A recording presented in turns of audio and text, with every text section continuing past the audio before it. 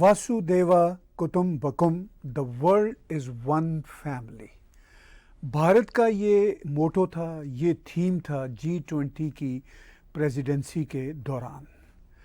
भारत के foreign minister Jaishankar जी ने जब अभी रिसेंटली न्यूयॉर्क में यूनाइटेड नेशन GA78 से ख़िताब किया तो उन्होंने नमस्ते फ्रॉम भारत कहा और उसके बाद उन्होंने बताया कि भारत की एस्पिरेशंस क्या हैं, भारत का नज़रिया इस प्लैनेट पे क्या है। लेकिन रियलिटी ये है कि भारत इस वक्त दुनिया के लिए एक उभरती हुई ताकत के तौर पर खटक भी रहा है और दुनिया उसको टेस्ट भी करना चाहती है। फॉरेन मिनिस्टर ने बड़े ही वाज़े लफ्ज़ों में UNO के इजलास में कहा कि दुनिया बदल रही है और जो दुनिया के डिफरेंट रूल्स सेट करने वाले लोग हैं या जो नेशंस हैं, जो स्टेक होल्डर्स हैं, वो अब डिफरेंट पर्सपेक्टिव में हैं और अब ग्लोबल साउथ डिफरेंट पर्सपेक्टिव में है। इससे पहले कि मैं इस पर ज़्यादा तफसीली बातचीत करूं, मैं चाहूँगा कि एक वीडियो क्लिप आपके साथ शेयर करूं जो फॉरेन मिनिस्टर इंडिया जयशंकर जी ने जिसमें अपनी बड़ी ही इम्पॉर्टेंट बात की। सुनिए ये video clip. In our deliberations, we often advocate the promotion of a rules-based order. From time to time, respect for the UN Charter is also invoked. But for all the talk, it is still a few nations who shape the agenda and seek to define the norms. This cannot go on indefinitely, nor will it go unchallenged. A fair, equitable, and democratic order will surely emerge once we all put our minds to it. And for a start, that means ensuring that rule makers do not subjugate rule takers. After all, rules will work only when they apply equally to all. Mr. President, we must never again allow an injustice like vaccine apartheid to recur. Climate action, too, cannot continue to witness an evasion of historical responsibilities. The power of markets should not be utilized to steer food and energy from the needy to the wealthy. Nor must we countenance that political convenience determines responses to terrorism, extremism, and violence. Similarly, respect for territorial integrity and non-interference in internal affairs cannot be exercises in cherry picking. बड़े clear शब्दों में जयशंकर जी ने कहा कि जो rule makers हैं उनको rule takers नहीं बनना चाहिए। उन्होंने पूरी दुनिया की बड़ी सुपर पावर्स को ये मैसेज दिया, बहुत ही विजडम के साथ, प्यार के साथ, हम्बलनेस के साथ ये मैसेज दिया कि अब दुनिया इक्वालिटी की रूल पर चलेगी। उनका ये मैसेज चीन की तरह धमकी आमेज भी नहीं था, रूस की तरह गुस्से वाला भी नहीं था। उनका ये मैसेज वही वासुदेवा कुटुंबकम की फ़िलॉसफी पे बेस करता हुआ था। और भारत अब इस पोजीशन में है कि अपनी इस फ़िलॉसफी को वर्ल्ड वाइड एग्जीक्यूट करने के लिए अपना मिशन भी पेश करे और अपना एजेंडा भी पेश करे और अपनी स्पिरिट भी पेश करे, और भारत वो पेश कर रहा है। लेकिन सवाल ये पैदा होता है कि क्या भारत की ये बातें दुनिया को चुभेंगी?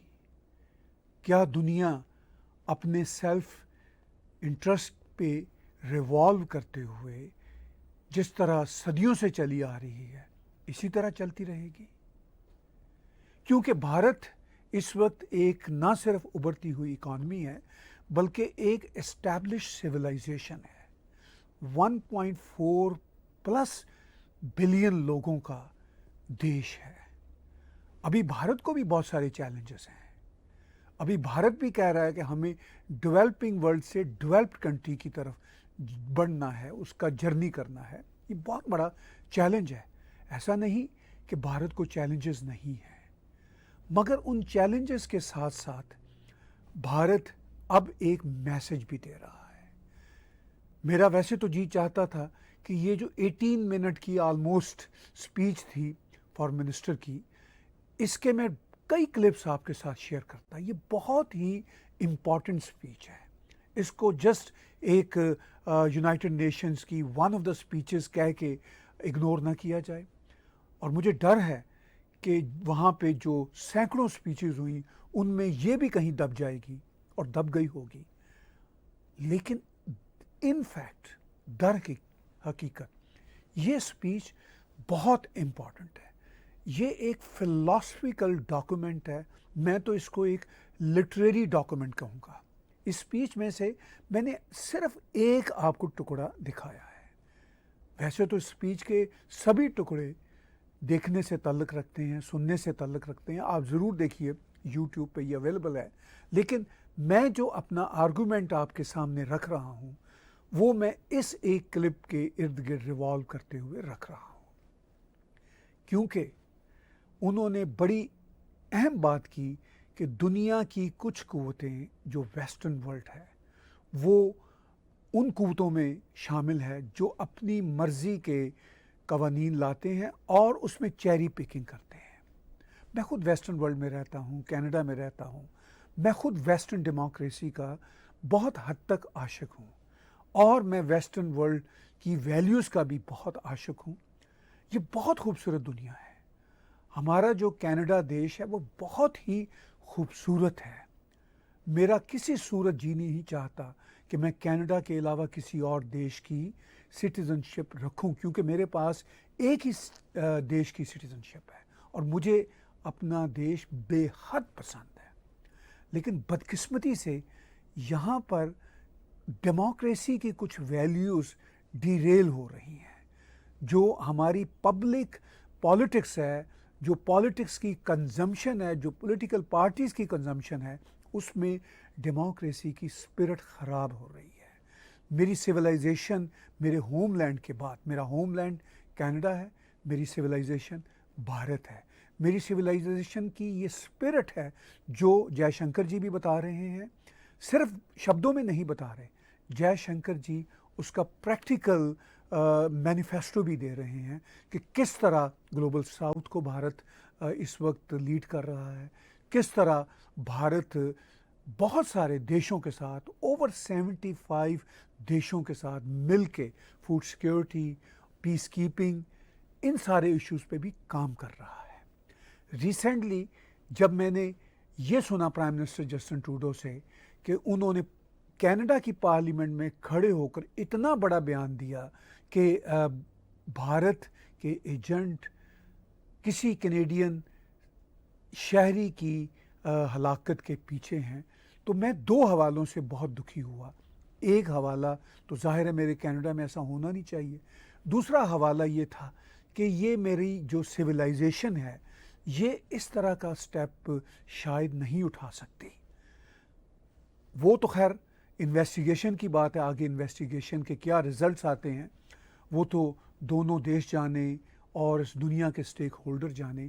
मगर ये बात तय है कि जयशंकर जी भारत की तरफ से ना सिर्फ ये मैसेज देते हैं कि भारत पूरी दुनिया को एक फैमिली समझता है, बल्कि उसकी प्रैक्टिकल मैनिफेस्टेशन भी है भारत की तरफ से हर लम्हा कि भारत किसी के लिए थ्रेट नहीं है। ये बात मैं बहुत ज़िम्मेदारी से कह रहा हूँ।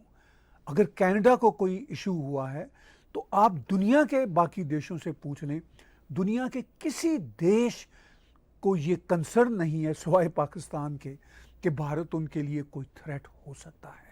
इवन भारत के जो आसपास के छोटे छोटे देश हैं जिनमें से कुछ चाइना की गोद में हैं, कुछ आधे चाइना के साथ अलाइंड हैं, आधे भारत के साथ हैं, वहाँ करप्शन भी है, मसाइल भी हैं, वो भी ये नहीं कह सकते कि भारत उनके लिए थ्रेट है।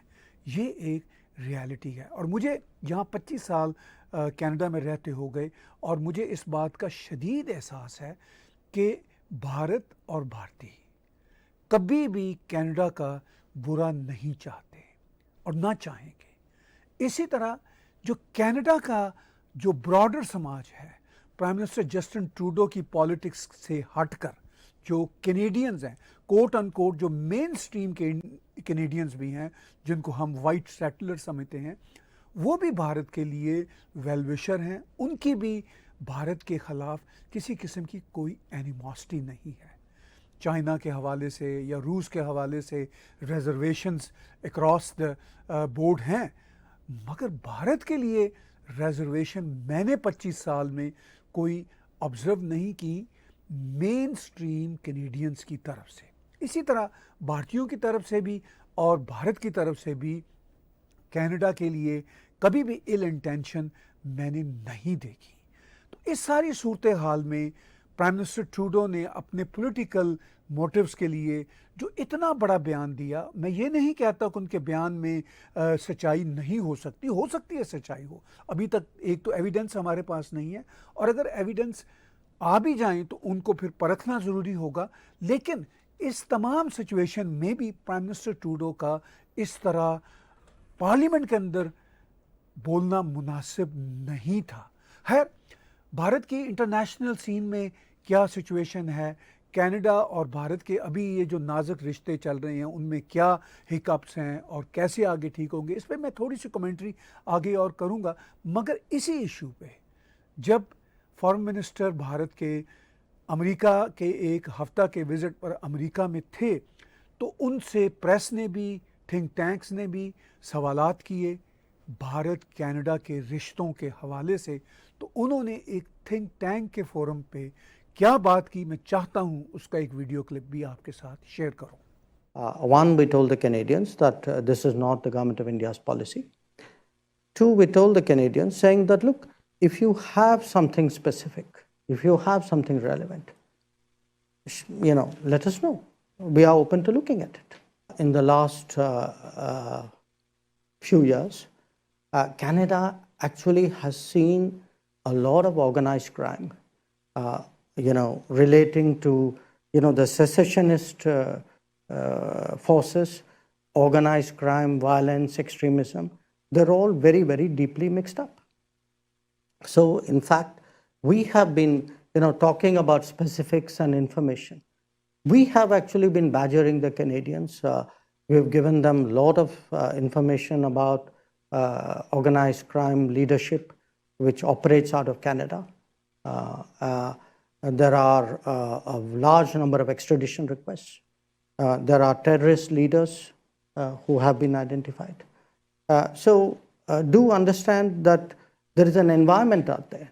Our concern is that, it's really been very permissive because of political reasons. So we have a situation where actually our diplomats are threatened, our consulates have been attacked, and often comments are made about, there's interference in our politics. And a lot of this is often justified as saying, well, that's how democracies work. Canada के साथ तनाव वाले recent रिश्तों के context में जयशंकर जी ने बहुत खुल के अपना पॉइंट ऑफ व्यू दिया, और उन्होंने बात यहाँ से शुरू की कि ये भारत की पॉलिसी नहीं है जिस तरह कनाडा भारत पे एलिगेशन लगाता है। और फिर उनका ये भी कहना था कि कॉन्ट्रेरी टू डैट उन्होंने कनाडा को बहुत सारी इंफॉर्मेशन दी हुई हैं जो उनके कंसर्न्स हैं, उनको आज तक एड्रेस नहीं किया गया। चलिए, ये मसला तो आने वाले दिनों में अभी और खिंचेगा, तनाव भी शायद चलेगा, ये हिकअप्स आते रहते हैं नेशंस के बीच, मगर मैं समझता हूँ कि कनाडा और भारत के बीच ये एक बड़ा जो है हिकअप है। अब आने वाले दिनों में ये तय होगा कि कितने उसमें पॉलिटिकल मोटिव्स हैं, क्या रियलिटीज़ हैं, ये बहस अपनी जगह पे। इसके बावजूद मैं भारत की अपनी जो मादरी सिविलाइजेशन है उसका भी बहुत परस्तार हूँ, और जो कनाडा की डेमोक्रेसी का असल स्ट्रक्चर है उसका भी मैं बहुत प्रस्तार हूँ। ये मेरे दुख के लिए बहुत बड़ा मुकाम है कि कनाडा का वो डेमोक्रेटिक स्ट्रक्चर अब पब्लिक वोट कंजम्पशन के लिए और वोट बैंक की पॉलिटिक्स में काफ़ी ख़राब हो गया। बट वी होप कि धीरे धीरे उसमें भी कोई ऑटो करेक्शन का अमल शुरू होगा। और बहरहाल एज अ कैनेडियन मेरा भी ये फ़र्ज़ है और एज अ कैनेडियन जर्नलिस्ट मेरा भी ये फ़र्ज़ है कि मैं खुल के बात करूं और अपने कनाडा के हुस्न को, डेमोक्रेसी के हुस्न को और हर तरह की जो ब्यूटीज़ हैं कनाडा की, उसके लिए मैं अपना किरदार अदा करूं। वो मैं ज़रूर जो भी मेरी बिसात है, जो भी मेरी कैपेसिटी है, मैं करता रहूँगा और वो हर कैनेडियन को करना चाहिए।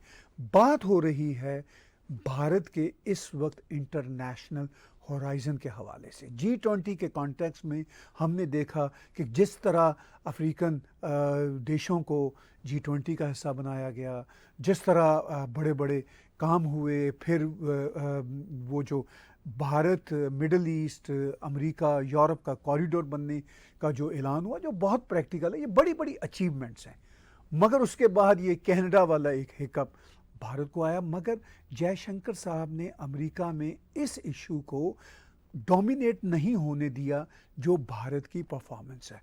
क्वाड की मीटिंग में उन्होंने शिरकत की, उनकी बायलैटरल मीटिंग भी एंथनी ब्लिंकन से हुई और जो मिस्टर सुलिवान हैं उनके साथ भी उनका मीटिंग का मामला हुआ। ये सब बातें अपनी जगह पे। भारत की जो अपनी छवि है या जो अपना जेस्चर है या जो अपनी पोजीशनिंग है वो अब बहुत डिफरेंट है अगर हम भारत के 10-20 साल पुराने मॉडल को देखें। ये एक बहुत ही उम्दा बात है।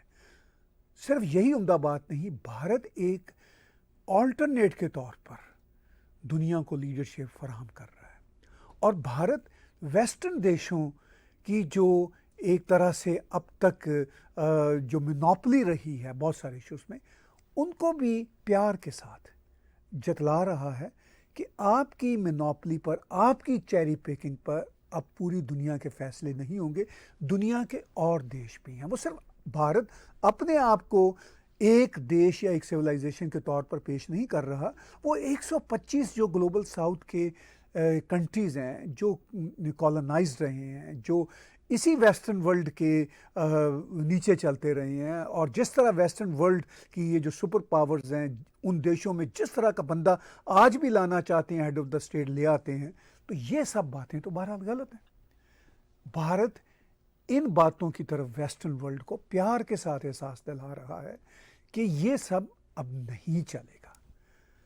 अब यहाँ पे एक मेरी ज़ाती ख्वाहिश हमेशा दिल में उठती है कि काश उस रीजन में चाइना भी इस तरह सोच रहा होता, रूस भी इस तरह सोच रहा होता, मगर ऐसा नहीं है। भारत ने कोशिश की हिंदी चीनी भाई भाई कि भाई चीन को भी ऑन बोर्ड लेके जो भी चीन के साथ इख्तलाफात हैं, डिफरेंसेस हैं, उनको मिनिमाइज करके एक बेहतर दुनिया बनाने के लिए वही बात जो वासुदेवा कुटुंबकम वाला भारत का नज़रिया है, वही बात वो चाइना के साथ, जो कि चाइना सिविलाइजेशन के एतबार से, फ़िलासफ़ी के एतबार से भारत के बहुत करीब है। चाइनीज़ लोग बुद्धा को जनरली अपना गॉड समझते हैं, इसी तरह कन्फ्यूशनिज़म जो है वो भी बहुत करीब है। ये ईस्टर्न जो ट्रेडिशंस हैं, जो फ़िलासफ़ीज़ हैं, वो हैंड इन हैंड चल सकती हैं। मगर बदकिस्मती से चाइना अपने एक्सपेंशनिस्ट पॉलिसियों की वजह से भारत के साथ उस तरह हिंदी चीनी भाई भाई की मेज़ पे नहीं बैठ सका। ये अलग बात है कि मैं चाइना पे जहाँ बहुत क्रिटिकल रहता हूँ, वहाँ मैं ये भी समझता हूँ कि चाइना ने जो तरक्की की है, जिस तरह अपने लोगों को अपलिफ्ट किया है, वो भी बहुत एप्रिशिएबल है। और जिस तरह वेस्टर्न वर्ल्ड चाहती है कि एग्जैक्टली उनका मॉडल डेमोक्रेसी का, इलेक्शन का चाइना भी बरते, चूँकि वेस्टर्न वर्ल्ड में तो अब ये डेमोक्रेसी जज्बे का नाम कम है, स्पिरिट का नाम कम है, डेमोक्रेसी अब वोट डालने का नाम है। तो ये एक मेरे लिए बहुत अफसोसनाक है, चूँकि हम तो डेमोक्रेसी को एक स्पिरिट का नाम समझते हैं। वो अभी भी है, मेरे कनाडा में भी है, वेस्टर्न वर्ल्ड में भी है, मगर कम हो रही है, मुतासर हो रही है। भारत में वो जो स्पिरिट है वो काफ़ी हद तक बेहतर है।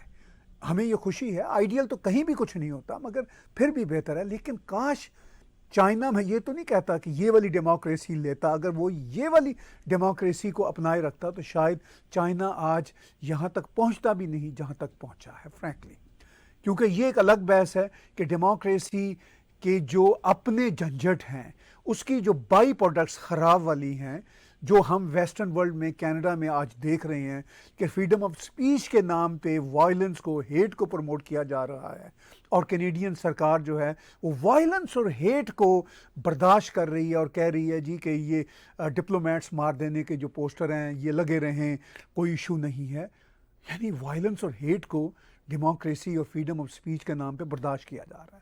ये अपनी जगह पे दुख की बात है। ये वाली जो डेमोक्रेसी है ना तो ये चीन में चल सकती है, और फ्रैंकली जीसीसी कंट्रीज़ जो उनका मैं रिलेटिवली अब मदाह हूँ वो भी चेंज हो रहे हैं, जैसे यूएई हो, सऊदी अरब हो, कुवैत हो, तो उनमें कम से कम एक गारंटी तो है, लोगों को रोज़ी रोटी मिलती है। इश्यूज़ हैं ह्यूमन राइट्स के इश्यूज़ हैं, वो तो इश्यूज़ छुपे तरीके से, रेसिज्म के अंदाज से हमें बदकिस्मती के साथ अमेरिका और कनाडा में भी देखने को मिलते हैं। लेकिन खैर हम बेहतर हैं बहुत सारी चीज़ों में। लेकिन चाइना अगर भारत के साथ बहुत सारी चीज़ों में पीसफुली चल रहा होता तो एक बहुत बड़ी आवाज़ होती, दुनिया के वेस्टर्न स्ट्रक्चर्स के बारे में एक ऑल्टरनेट मौजूद होता। रूस बदकिस्मती से, जो अगरचे दुनिया का सबसे बड़ा रकबे के लिहाज से मुल्क है, आबादी में कम है और रिसोर्सेज बेपनाह है, पढ़े लिखे लोग हैं, रीज़नेबल लोग हैं, मगर वहाँ पे जो डिक्टेटोरियल स्टाइल है वो बड़ा ही ख़तरनाक डिक्टेटोरियल है। वो तो वैसे चाइना में भी है, लेकिन एटलीस्ट चाइना में जो डिक्टेटरशिप है वो एक पार्टी की है, फ़र्द वाहद की शायद उतनी नहीं होती। रूस में फ़र्द वाहद की चल रही है। अब देखिए आप इस ज़माने को याद कीजिए, यही व्लादिमीर पुतिन थे जब ये वेस्टर्न वर्ल्ड के साथ चल रहे थे, उनके साथ ऑन बोर्ड थे, तो वेस्ट ने उनको खुली छुट्टी दी हुई थी, और जो ही उन्होंने अपने रंग दिखाना शुरू किए तो वही डिक्टेटर, पहले भी डिक्टेटर थे, आज भी डिक्टेटर हैं, मगर वेस्ट ने फिर उन पे शिकंजा जो है वो सख्त करना शुरू कर दिया। खैर इसके बावजूद व्लादिमीर पुतिन अगर बेहतर तरीके से मोड ऑफ गवर्नेंस करेंगे तो वेस्टर्न वर्ल्ड को छोड़िए, वो अपने लोगों में मकबूल होंगे, अपने लोगों की बेहतरी में अपना किरदार अदा करेंगे। मैं ये समझता हूँ कि दुनिया की जो लीडरशिप होती है या जिन जिन देशों की जो जो फिलॉसफी होती है, फर्स्ट एंड फॉरमोस्ट वो उन देशों के लोगों के लिए अच्छी होती है। इस बात से कता नज़र कि उनका वर्ल्ड स्टेज पे क्या इमेज होता है, वर्ल्ड स्टेज पे वो कितने हीरो बनते हैं, वो बाद की बातें हैं। अब भारत जो है वर्ल्ड स्टेज पे भी थ्राइव कर रहा है, उसकी जो सिविलाइजेशन की स्पिरिट है, भारत की सिविलाइजेशन की स्पिरिट के साथ डेमोक्रेसी, ट्रू डेमोक्रेसी की जो स्पिरिट है वो हैंड इन हैंड चल रही है। अब ये आने वाले दिनों में, महीनों में, सालों में हमें अंदाज़ा होगा कि दुनिया की जो आज दिखने वाली रस्साकशी है वो कैसे आगे अपने रंग रूप बदलती है, कैसे आगे परवान चढ़ती है, और दुनिया में हमेशा से रस्साकशी इंसानों के बीच, सिविलाइजेशन के बीच, रिलीजन्स के बीच चलती चली आ रही है, आज भी चल रही है। और हम एक बेहतर उम्मीद के साथ बेहतर दुनिया आने वाले दिनों में देखना चाहेंगे, और हमारी ये भी आँख इस बात पे भी लगी हुई है कि भारत आने वाली दुनिया के बेहतर एस्पेक्ट्स में कैसे अपना प्रैक्टिकल किरदार अदा कर पाता है। आज का तबसरा मेरे साथ देखने सुनने का बहुत शुक्रिया।